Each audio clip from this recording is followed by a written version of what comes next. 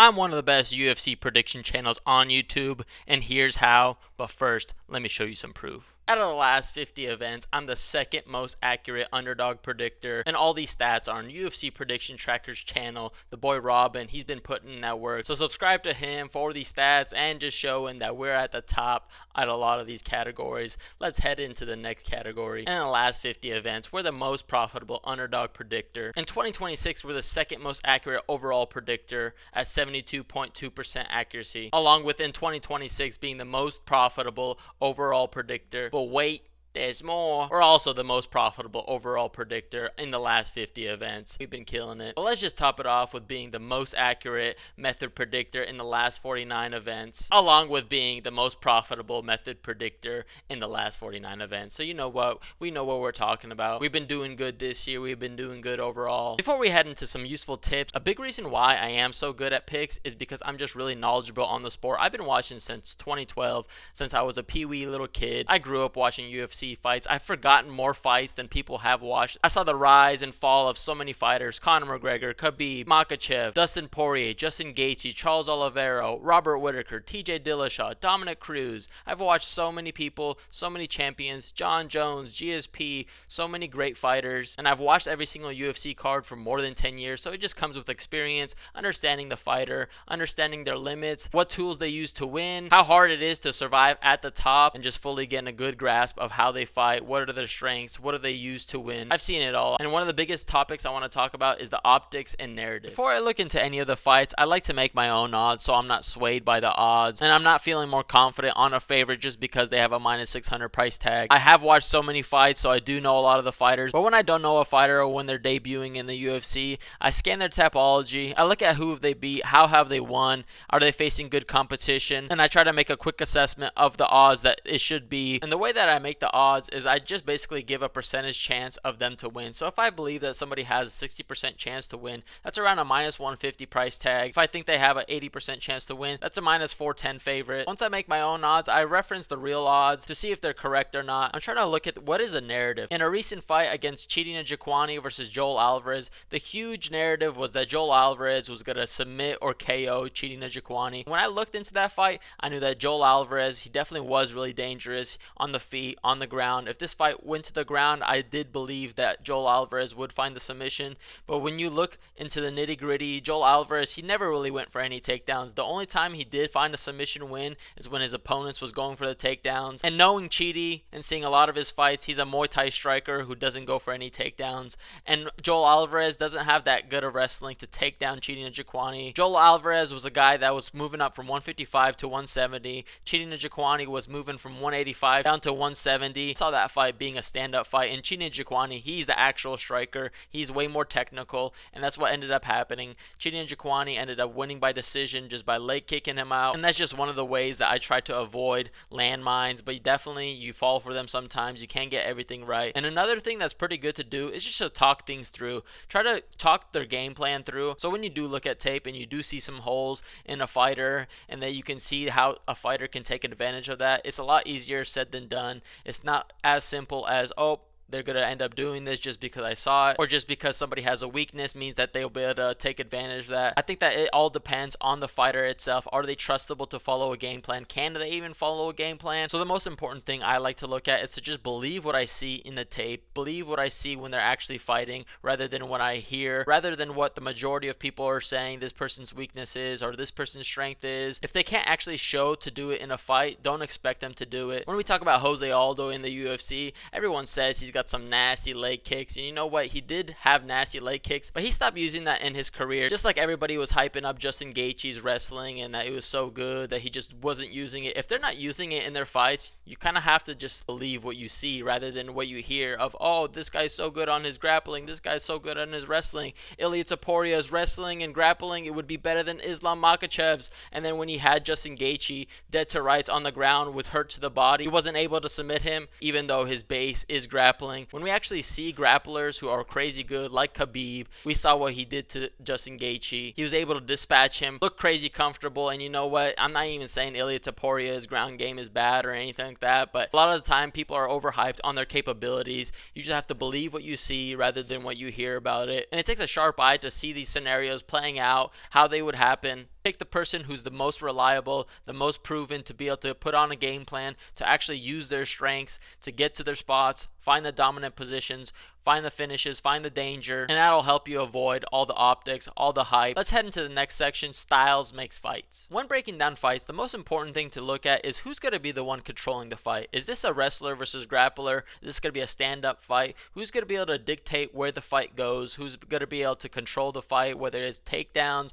whether it's the distance control, whether it's the output, whether it's just going to be a guy who has way more power? Is he just going to put your lights out? Just trying to figure out what are they good and bad at. Do their strengths outweigh the other person's? Is this a direct matchup where somebody else's strengths is the other person's weaknesses? And the most important thing, are they consistent and trustable enough to actually implement their strengths, or are they just tossing their game plan out the window? And that's definitely a hard thing. I feel like the more fights somebody has in the UFC, the more you're able to tell what kind of fighter they are, the more reliable they are. Are they proven to just put on stinkers when the competition moves up? The best way to find out what kind of fighter they are is to see how they lose. If it's outside the UFC, it definitely is kind of hard, especially if they have no losses. But this next point is definitely a big one. The better fighter does not always win, and we actually saw this in a recent fight as well on UFC 330, Makhachev versus Gary, in Metsebek Orabal versus Jeremiah Wells. Metsebek Orabal, he was like a minus 1,000 favorite. The narrative definitely was that Orabal was going to run through Wells. He definitely showed that he was the better fighter. He was dominating that fight for the most part. He found his takedowns, found his control, won the first and second round, and in the third round, he came out, got hurt, got put in a ninja choke, and then he got submitted out cold. And anybody that ended up picking Jeremiah Wells was definitely just not the right call, because that was like a Hail Mary call. You kind of want to try to avoid doing those. This is MMA, so anybody can lose. Anybody has a puncher's chance. It only takes a couple seconds to change the trajectory of the fight, but the best thing to do is to pick the person who's going to be the most reliable, more often than not winning the fight. Another important thing to note is to judge each fight separately. The UFC is so big now that there's just so many fights happening. There's a lot of low-level guys, regional scene guys, Dana White Contender Series fighters that shouldn't be in the UFC, that don't have necessarily the skill, but they have the action. We even kind of saw it in one of the last cards,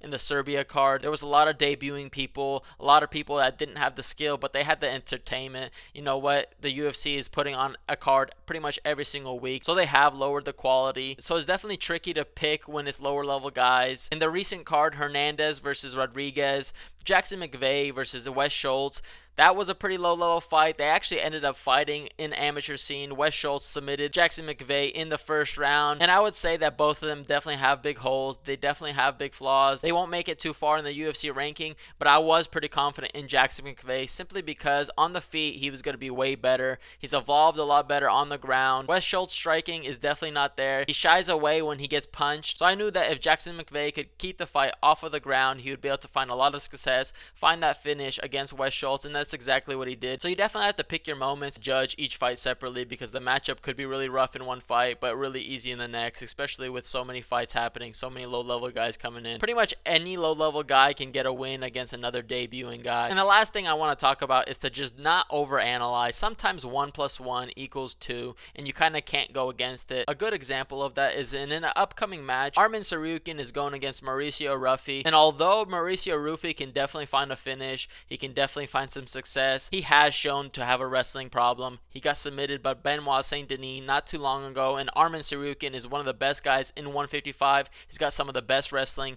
he's got some of the best submissions and ground and pound. He should be fighting for a title, and Mauricio Ruffi is getting a big step up. He has been training with Volkanovski, getting his wrestling better. That is something to consider. If Arman Tsarukyan is able to get this fight to the ground, it'll pretty much be over. At worst, Arman Tsarukyan will win by decision, but I see him finding a submission, finding some good ground and pound. I think the gap is way too big for Ruffi to be able to improve it as much. Of course, anybody can find a knockout win, and Arman Tsarukyan could get knocked out because Ruffi is definitely a sniper. He's got crazy technique. He can always find the KO against anybody, but I'd say that he's on limited time because once this fight goes to the ground, it's pretty cut and dry, and I see that fight going exactly like that. I think Arman Tsarukyan will find the takedowns, so sometimes it will be as easy as 1 + 1, and I think that it'll be too hard to go against Arman Tsarukyan, especially because the resume he has. I think that he's one one of the best guys. He can definitely be champ. And Rufy definitely has a big hole on the ground. So it's important to not overanalyze, at least on the pick perspective. On a betting perspective, it's definitely different. But let's head into our next section on how I'm picking underdogs. How I'm picking my underdogs, I feel like one of the biggest things that matters is experience. A lot of the time, these veterans, these older dogs are getting counted out by the young bucks. And I feel like this year, the dogs have definitely been barking. Justin Gaethje has been the underdog against Ilia Topuria, which is warranted. He ended up getting that. Against Paddy Pimblett, he was a big underdog. I ended up getting that right. Sean Strickland against Chimaev, he ended up getting that done. Gregory Rodriguez on the last card ended up beating Fluffy Hernandez. Underdogs are definitely barking, and I feel like a biggest thing to look at is,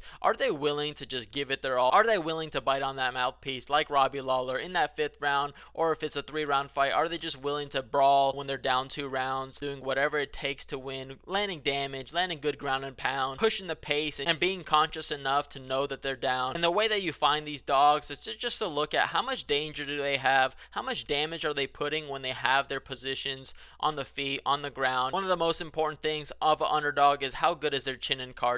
Are they able to push a pace? Are they able to take a shot? Are they able to keep pushing when the cards are against them, when they're getting pieced up, when they're getting taken down, when things aren't going their way? How much heart and will do they have? It's fully based on the matchup itself. Like in a recent fight, in Darren Elkin's last fight, he was a big underdog and he ended up getting his lights put out. Someone like that, you know he's dog tough and you'll keep pushing. He's got insane cardio, but we knew that his chin was just not there anymore. He was favored to get knocked out even in the 1st round. So I'd say that you just have to pick your moments, pick your dogs, because a lot of the time underdogs aren't winning. They're underdogs for a reason. The only time you should feel confident in an underdog is when you believe that the odds have just been completely wrong, that the line was set wrong, that the narrative or optics definitely swayed where the odds are. And you just have to look at on who you think would fight for your money more. Who'd you be more surprised is the underdog? And there's definitely a lot of factors like age, wear and tear, their fight IQ, how much heart and will do they have. You have to take everything in consideration. I feel like when you look at the fighters that have been fighting in the UFC a long time,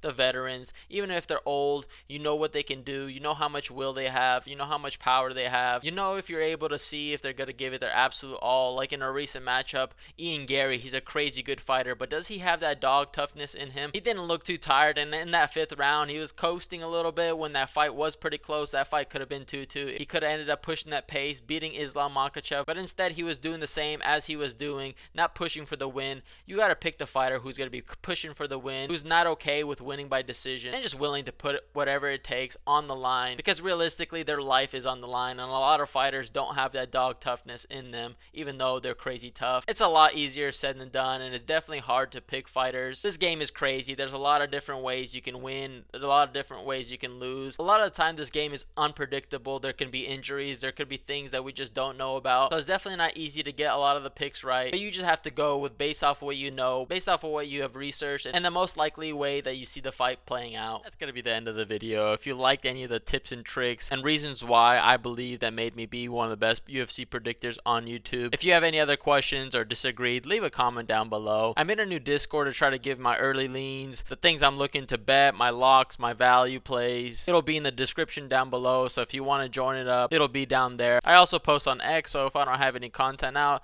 I could have something on there as well. That's gonna be it. Thanks for watching, and subscribe for more.